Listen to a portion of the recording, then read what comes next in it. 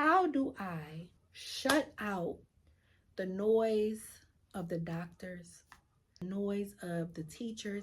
How do I shut out the noise of my parents, co-workers and friends and people who judge you? How do I shut out my own thoughts to figure out what is best for my child? I really don't know, and I'm really just tired.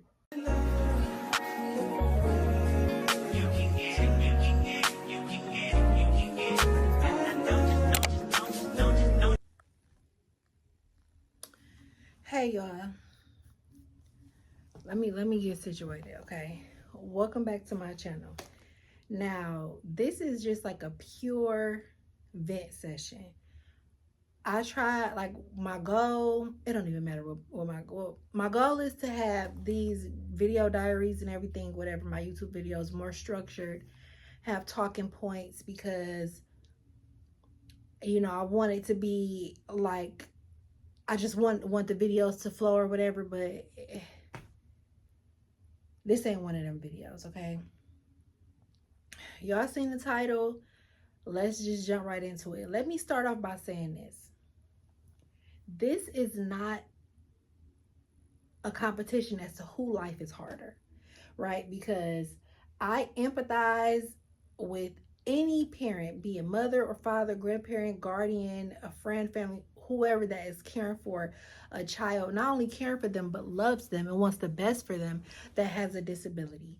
So I'm not trying to make nobody feel bad or worse about what they have going on, or just compare their situation to what I'm going through, or my situation to what somebody else may be going through.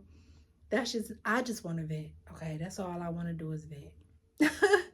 I just want to trauma dump. I also want to say, before I get to venting and ranting and raving, that I do understand that me and my son are tremendously blessed, and that things could be a whole lot worse for us. So I'm keeping that in mind, right, as I go through my thoughts. Now, I'm combing through my thoughts just on a whim, y'all. I literally just walked in the door from work, and this is not even what I was supposed to talk about. If you want to be completely honest, I spent the whole, like, first portion of work, writing down something else that I wanted to talk to y'all about. But the Lord had other plans, so this is just what we're going to talk about. Let's just hop right into it.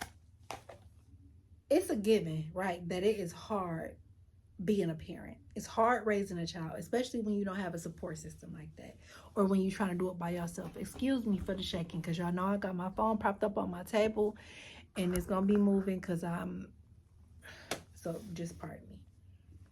It goes without saying that it's hard to try to raise a child by yourself, right? So for me, I feel like it's even harder to have to try to raise a child by yourself with minimal support. And let me just say something. As I say that, I know that I do have a support system, and some people have nobody. I guess I'll say without in-home support. Trying to do it by yourself is just, for lack of better words, Lord forgive me for cursing, it's just fucking hard. It's so hard. Okay, let me tell y'all what's causing me to go on this vent session. And let me just give me a moment. Let me just take a deep breath to even figure out where I'm trying to go with this. And please excuse me if you hear my neighbor dog. Y'all know this ain't no setup. This is just a girl in front of her phone.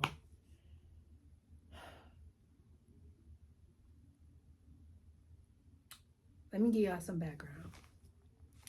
If you just clicked on this video, you don't know me. Hey, my name is Raven. I'm sorry you had to meet me this way. I promise I'm not as frantic, and sometimes I can be, I'm a bit more personal, but personable, should I say. But if this is your first time seeing any of my videos, hey, my name is Raven. I have a son. He's 6 years old. His name is Ryan, and he has autism spectrum disorder. Before I had Ryan, I didn't know shit about autism spectrum disorder.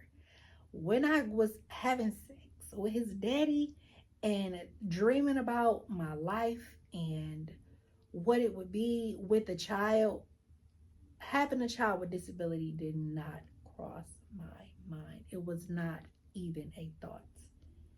right? So when I found out I wanted a son, right? Lord, I just feel so bad even saying this, but I'm just gonna be real. I wanted a son, and all of my hopes and my dreams for my son, I guess that's just what it is. My hopes and dreams for my son. It's like with him having this diagnosis, sometimes I just feel so sad. Like I'm sad for him. I'm sad for myself. You know, whether parents want to admit it or not, sometimes you do want to live vicariously through your children. You want to see your children be able to achieve things that you never achieved, to do things that you never did. You know, leave their footprint in this world and do something amazing. And that's not to say that because he has autism that he can't do that. That's not doubting my son. This is more about me and how I'm feeling, right? Today, as I was going through my writing in my journal, this is what I was wanted to talk to y'all about. I was initially, because I didn't know what I was gonna make a video about. Initially, I was gonna make a video about how I'm trying to wean myself from social media and the effects that social media has on me, about me being influenced and all of that, and where that comes from in childhood trauma and yada yada yada yada. Well, like I said, I guess the Lord had other plans. At the end of that, because this is just like, or I just be jotting. I don't try to make it all fancy. I just write my thoughts, right?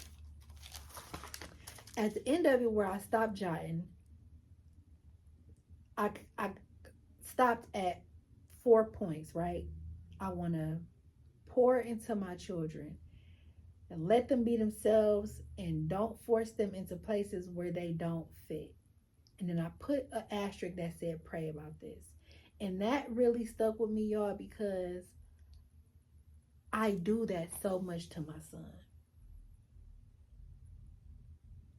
The harsh reality that people don't express, because maybe I feel like maybe we are a bit embarrassed about having a child with disability, is that you don't want no child with a disability. You want your child to be normal. And anybody who get on here and say they don't want a normal child is a liar.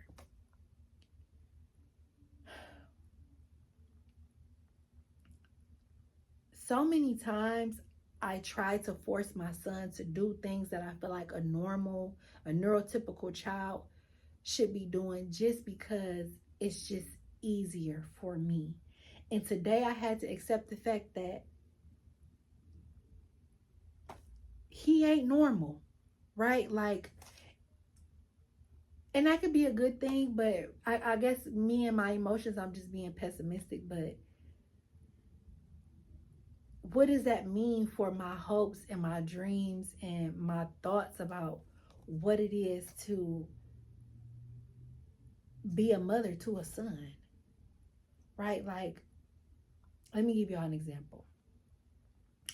My son started in an early on program, which I don't know if they do it with other kids and in other cities or other states or whatever, but he started in an early on program. When I noticed that he first had a speech delay to be exact, his pediatrician referred me to an early on program that was giving him very mild speech therapy. There was somebody coming to our house, and from there he transitioned into an early on special education preschool program, and from there he spent 2 years, right? So he started school at 3, so he went at 3 and 4, and actually that school was really great for him. I love that school. I wish he could go back, but because of how Detroit public schools is, the placement and all of that, y'all, that's a whole nother rant.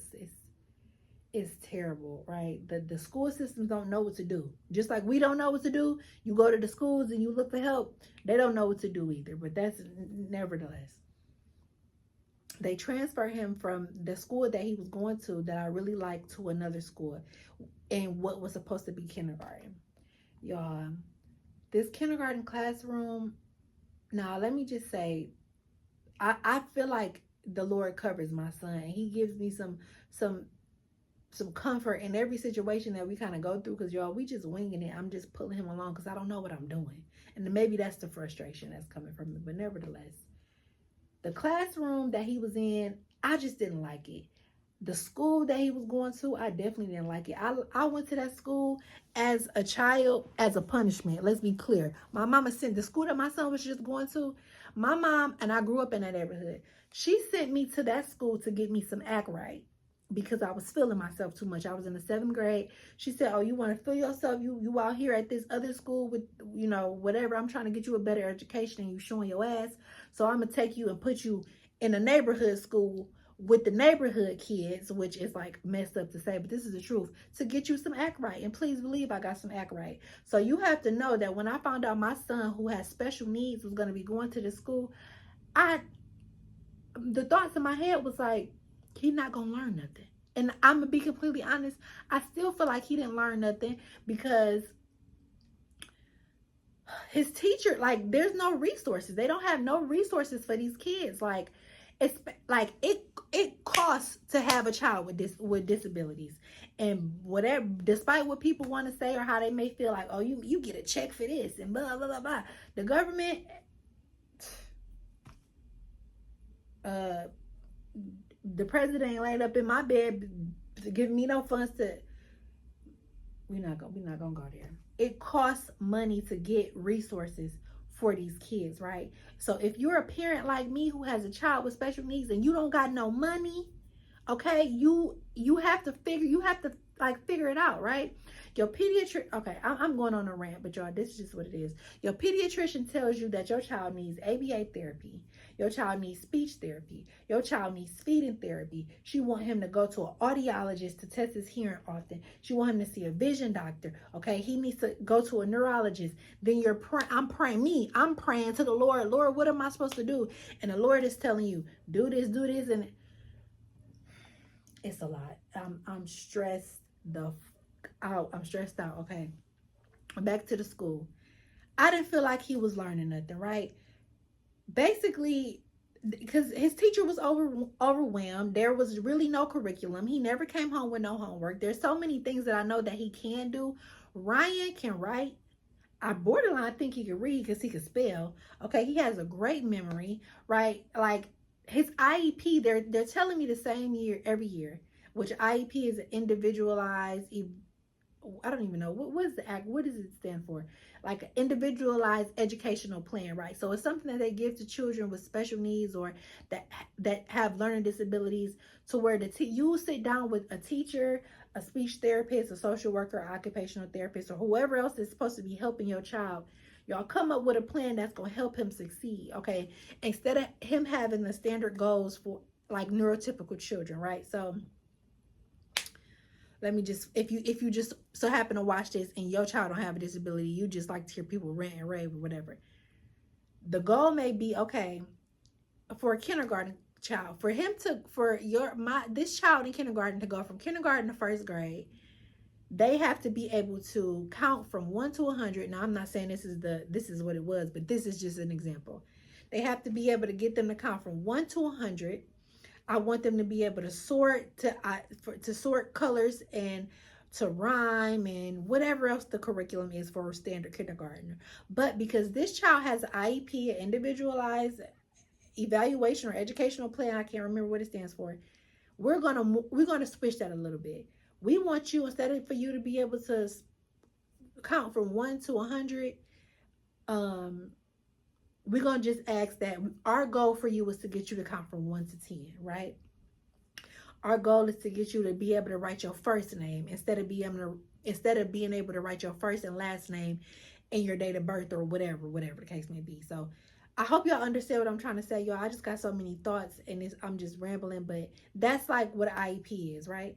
So every year they give me this IEP and we update it and they don't change nothing. They say, well, ma'am, because we haven't seen your son do X, Y, and Z, we're not gonna change the IEP too much.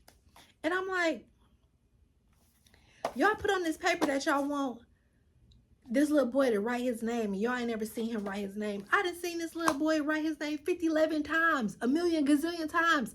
I done seen him read, like it's so many things that I didn't see him do that he's not showing y'all, or I just feel like his potential is not being pushed. And so I feel like he not learning nothing, right? So let me just get back to the story, right? Because I just went on a tangent. I'm sorry, y'all. I'm so sorry. At the end of the kindergarten year, which was June, he had a kindergarten graduation. Y'all, when I tell y'all, he had a kindergarten graduation, which is like, my first thought was like, what is he graduating for? He didn't do nothing, right? And as a mother, I should have been like, woo, go Ryan. Like, I'm so proud, crying tears of joy. I was crying tears of disappointment. I'm not, no cap. When I left out that school, y'all, I cried. I had to listen to gospel music because I just felt so disheartened. Why does my baby have to get the participation trophy? Why do I have to be the parent to the child? That's not to say that I don't love my kid or nothing like that. This is just me being brutally honest. Why me? I don't like, I just like, and then I had to think like, damn, is my son ever going to graduate high school? Is he going to ever graduate college? I never got a chance to receive my bachelor's degree. That's not saying that I can't do it, but right now it's just not, it ain't in a budget. Okay. But like, am I ever going to see my child really walk across the stage with a diploma like, I earned this? Right? Am I ever gonna, or is people just gonna continue to pass him along and feel sorry for him? I don't want that for myself, and I don't want that for him. And even though during that graduation, I don't even really feel like he knew what was going on for real. It's just, I told my mom, and my mom was like, well, you shouldn't feel like that. But this is just the reality that nobody tell you about, right? So I'm just rambling, y'all. I'm so sorry. I'm so sorry. I'm just rambling. Back to the hopes and dreams thing, right? Like, I was just like doing a mild prayer in the car, right? And I'm like, while I'm driving home, I can accept it. And I was telling the Lord, like, if I have to accept the fact that my child may not never be like this vision of myself that I have in my head of who I want my son to be. I want a bright, like, and that's not to say that my son is not bright. Okay, I take that back. Because Ryan is very bright and he's beautiful. Like, I want what I guess every mom wants for their son. I want my son to grow up to be a strong man. I want him to have a family. I want him to have a wife. I want grandkids. You know what I'm saying? Like, I want this American dream that was promised to all of us. And the reality is that ain't the reality, right? So I'm having to deal with the fact that, Raven, it is what it is. Either you gonna accept your child for who he is and push him to his fullest potential in a way that's going to best serve him, in a way that's going to allow him to be successful, or you're going to continue to push him to try to conform him and shape him and mold him, or try to make him uncomfortable because it's what you feel like he's supposed to do. Do I want my child in special education? No. Just because I know how cruel children can be. But if he has to be there because it's best for him, in this moment, I'm accepting that, right? And I just feel like people don't want to accept that. People just don't want to accept that. Like, for example, I don't even want to talk. I'm not going to talk about his father. Like, I'm not. I just told myself I wasn't going to do that. Some people are not empathetic. Nobody cares that your child got a disability if your baby don't look like he got a disability. When you see most autistic children, they don't look like they have they don't have a look, right?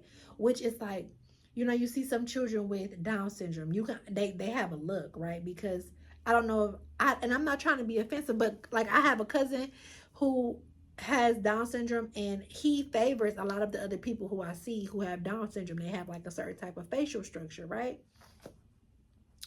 Or you have a child that may have like, he isn't in a wheelchair, or he doesn't have a feeding tube. He looks, if you stand him next to every other child, he looks like every other child. But it isn't until you get to interacting with him that you see that he's different, right? And so for me, what does he's different mean for not only for his life, but for my life too, right? Because sometimes my thoughts is like, am I ever going to get my freedom back? Am I gonna, which is, y'all, and I'm so sorry because this sounds so selfish, but this is the truth. Sometimes I feel like,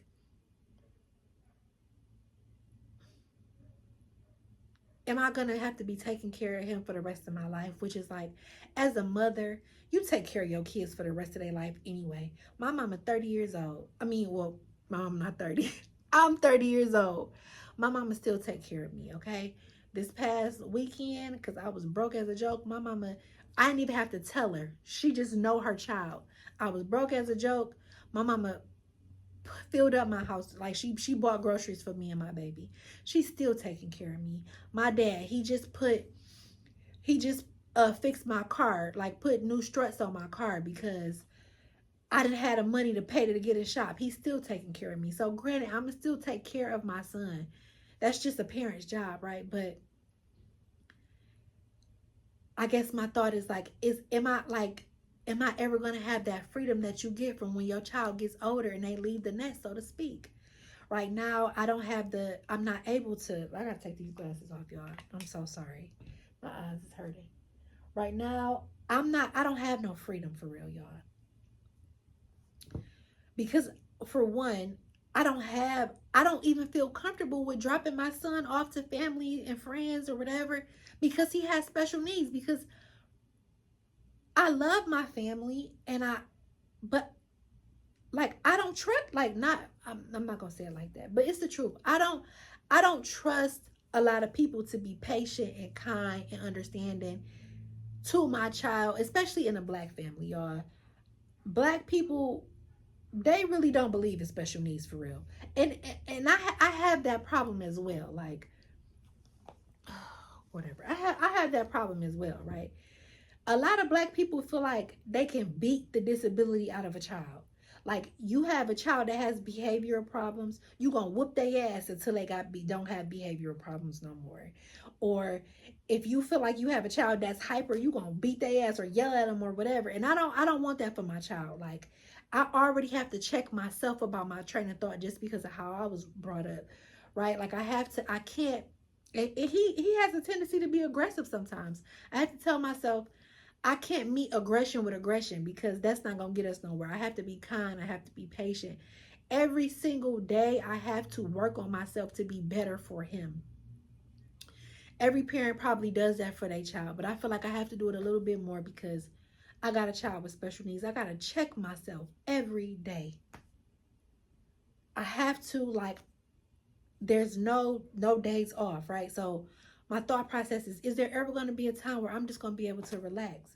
Shit, I may not be able to go on a cruise right now, but maybe when I'm 55 or whatever and I want to take a cruise, am I going to have Ryan handcuffs to me because I can't?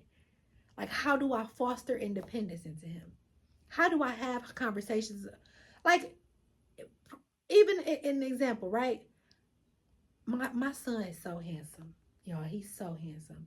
And I'm just going to be a little, just because I'm rambling, I'm just going to be honest with y'all real quick. And I experienced some sexual trauma as a child. So I project that onto my son, especially because when I was younger, I had a voice. I just didn't know how to use it. And maybe he got a voice too and don't know how to use it because I hate to say that he's non-verbal. He's like minimally verbal, right? Because he could talk. He could say some words, right? But because people see his disability as a weakness, I know how people could try to take advantage of him. One of my biggest fears is that my child is being sexually assaulted right underneath my nose.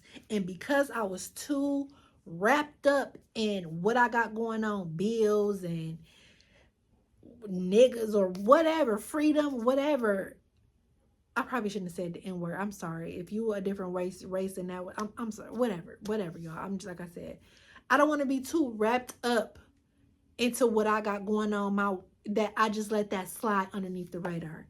Like it slid underneath the radar with me. And that's no shade to my parents or nothing like that because this is the first time me saying it. I ain't never even talked to them about it. I'm just venting, right? How do I have conversations about the dangers of people to my son? How do I tell him that you don't let nobody touch your private areas? As a young man, you don't let nobody touch your private areas, even your bum. How do I explain to him that it's not okay when I still have to help him, assist him wipe his butt? Right? Like, how do I tell him that it's not okay for people to look at him naked when I have to? I can't foster, I guess. I mean, I guess I can, but it's taking a little bit more time. I still have to keep him close in those ways because certain things he just ain't learned how to do yet. That's not to say that he ain't gonna never learn how to do it. But, and even in me saying that, y'all, every time I have thoughts like this, I think of ways that I can help my baby. Right? So like now, I'm trying to give him freedom with him taking his own showers, because eventually you're going to be a grown teenage boy, excuse my French, with hair on your balls. And I'm not trying to wash your ass, right? I'm not trying to do it, my boy. I'm not trying to. Thank the Lord he's potty trained. It took almost 3 years to get him fully potty trained, where he go pee and poop and try to wipe his butt on his own, flush the toilet, pull his pants back up, the whole yard. But we there. I still got to go in behind him, sometimes because he a kid. I'm trying to just figure out ways how to, and I guess that may be the real struggle. I've been taught for so long that this is the way you do stuff. And with Ryan, with my son, a child with disabilities, with autism, now I have to rewire my brain that ain't gonna work. I have to be creative. I have to think outside the box. I have to make sacrifices that most parents don't have to make. Like, in order for my child, in order for him to be successful in whatever way that means. And I also have to get out of my head. So many times you hear people say, especially when you talk about kids with autism, my son is a genius. Like, I have a musical prodigy. So then they put that in your head, that fallacy in your head that, oh, you have a son with autism. And I'm not even gonna say that, because children with autism are weird. Weirdly is the wrong word, but they're like crazy smart. It's like, why do you know how to do this? How do you know how to do this? They're critical thinking skills, because they fully understand what's going on. Well, I ain't gonna say fully. If there's a 9 out of 10 chance they understand what's going on, they're very, like, they know what's going on, right? So their critical thinking skills is off the charts, especially Ryan, because I feel like he knows that there's a disconnect, something between me and mommy not connecting, right? She can't understand what I'm saying. I can't properly express to her what I'm feeling. So there's a disconnect. So because there's a disconnect, I'm going to figure out how to do this on my own, right? So his critical thinking skills is off the charts, right? Like, so I guess I have to use my critical thinking skills to figure out how to best serve him, y'all. But I don't know. I'm just rambling now. It's just hard. A lot of people want to make it funny. You get on TikTok, they make autism funny, which, my son, he's a character, right? But people only want to show the good things about their child or whatever, or the good things about what they're going through, because it's more palatable. It makes their child more accepted, right? So if you show like, hey, my child, he's bright, he's funny, he has this crazy talent, like, and I'm going to show you to this so you know that he ain't no different than your child. But behind closed doors, nobody talks about how hard it is just on a day-to-day basis, especially when you're trying to do regular stuff that regular people do, like me enrolling my child in school, trying to figure out what's the best school for him, trying to figure out what therapies he needs, and trying to figure out how I'm going to pay for this, right? How am I, I don't know, y'all. I don't know. Nobody, I feel like when I first found out my child had autism, and I started looking on the internet, people come on here and they very poised, and they're very like,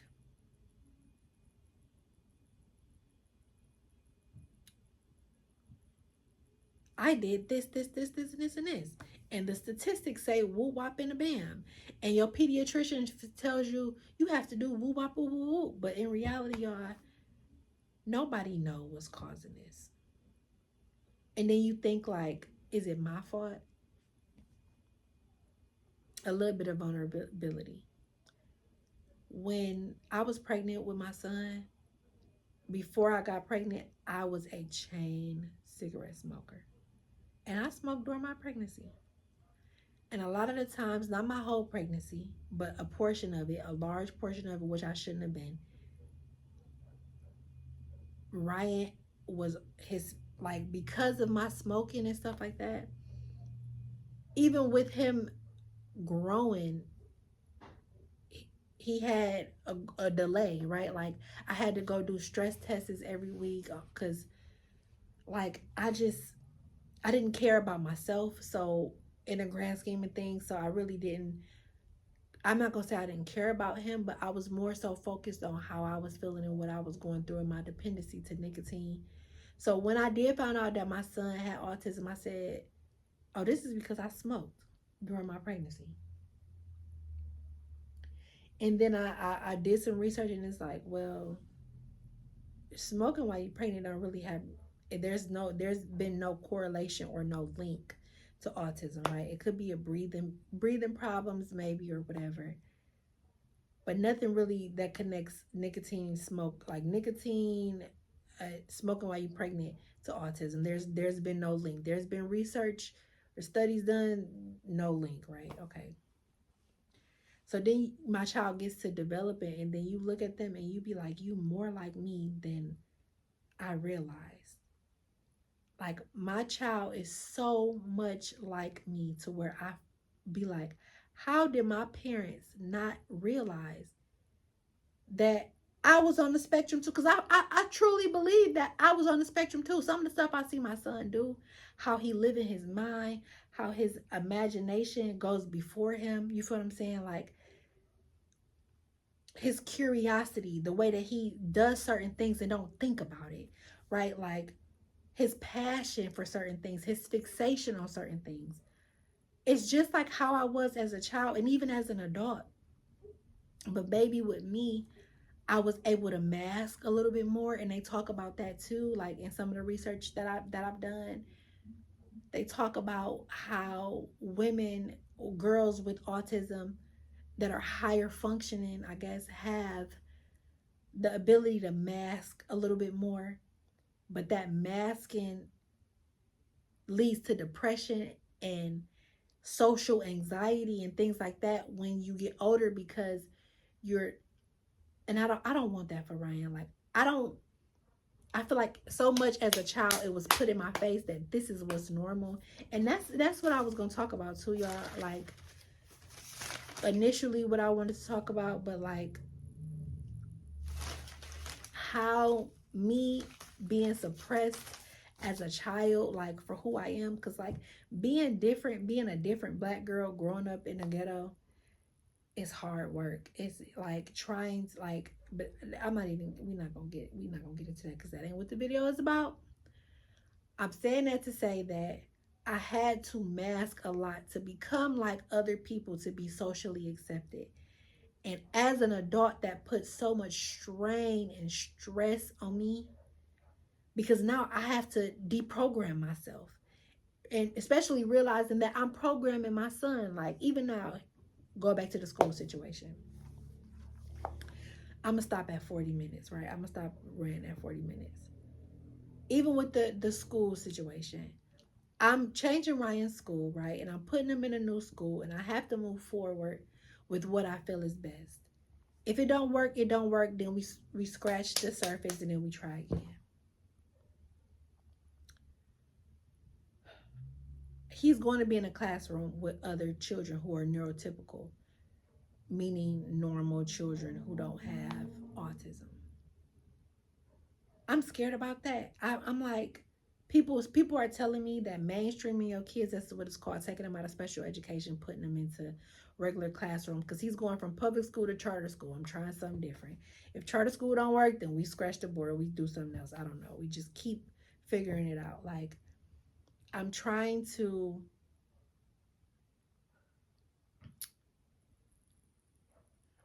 I don't know, I guess all that being said, I'm just trying to figure out what's best for him. A few days ago, how many days ago was that?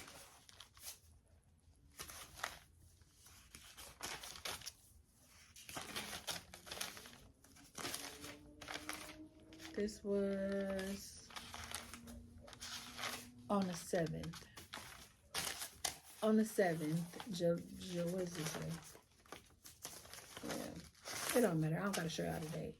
July 6th, the night of July 6th, the Lord gave me a vision.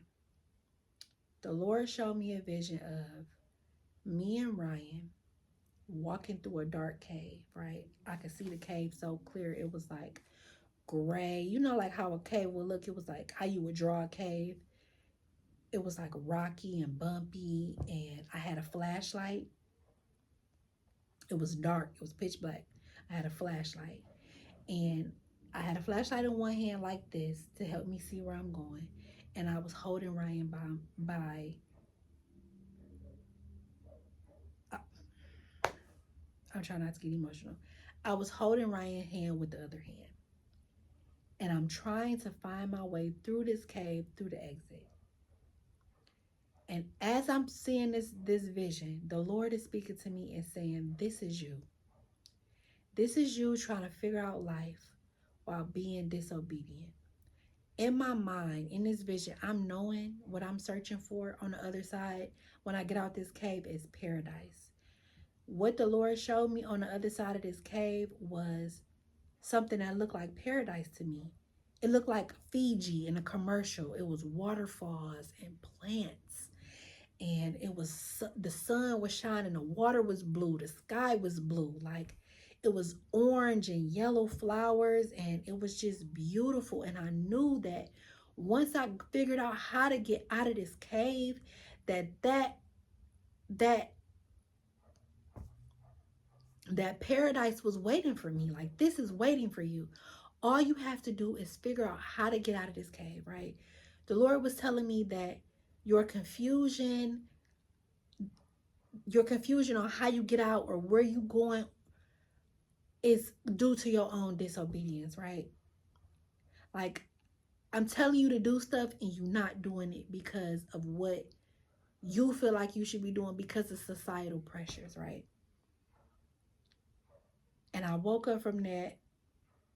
I didn't even wake up from that. I stayed asleep. Like, well, I did wake up from it. Hello, I'm here. But when I woke up from there and I wrote down my vision, I'm like, okay, Lord, I know I need to be obedient, but how? How do I be obedient? How do I shut out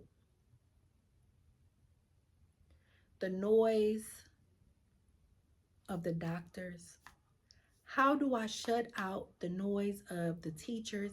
How do I shut out the noise of my parents? How do I shut out the noise of coworkers and friends and people who judge you? How do I shut out my own thoughts to figure out what is best for my child and what I'm supposed to do to help them? How do I disconnect? How do I disconnect so I can reconnect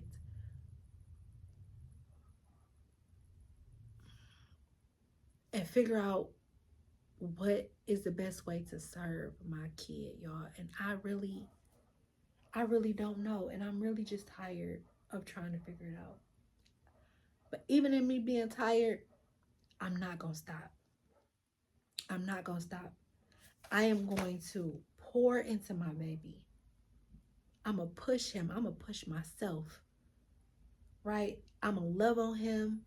I'm going to encourage him. I'm going to strengthen him. And I'm going to do it. And y'all going to watch me do it. I just got to figure out where to start.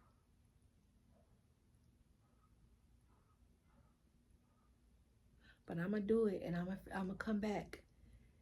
I'm going to come back and I'm going to tell y'all how I did it. And I'm going to tell y'all how to help y'all babies. I remember I said a prayer one time to the Lord and I said, Lord, please just don't let all of this suffering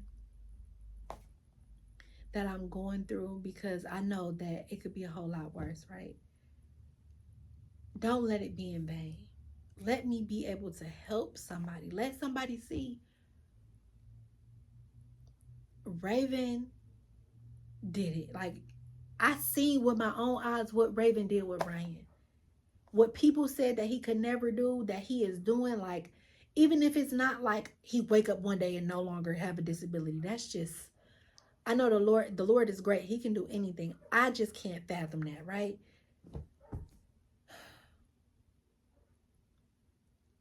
I want my testimony to be documented and for y'all to see.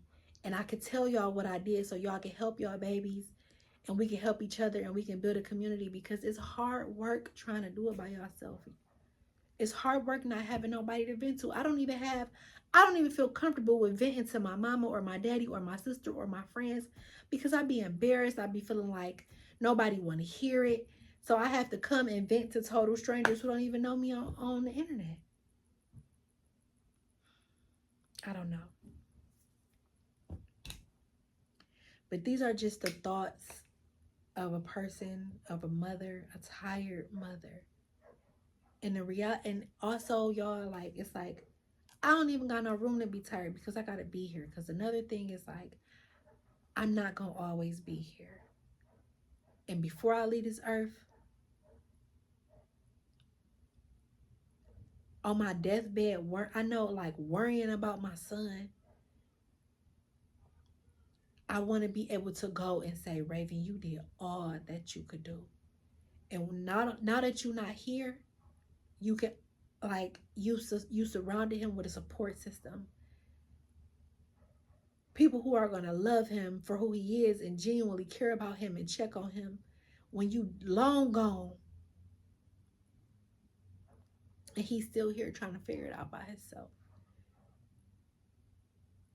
Because right now, I be feeling like I'm all he got. Yeah, he got I got family that love him. I got my mother and my father who love him. Like, my sister, my niece who adores him. Like, I like to believe that. And even though I like to believe that his father loves him, he does. That he loves his son. Let me not say that, Raven. That's not fair. I know that people are cruel. People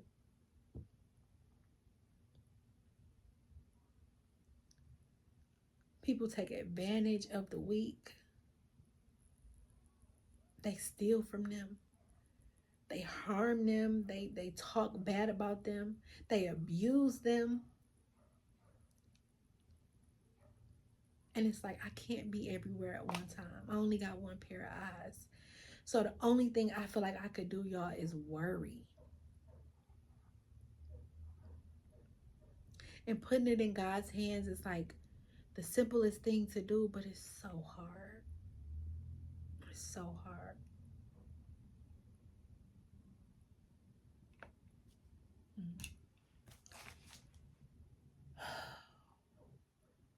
I guess we're gonna walk this down,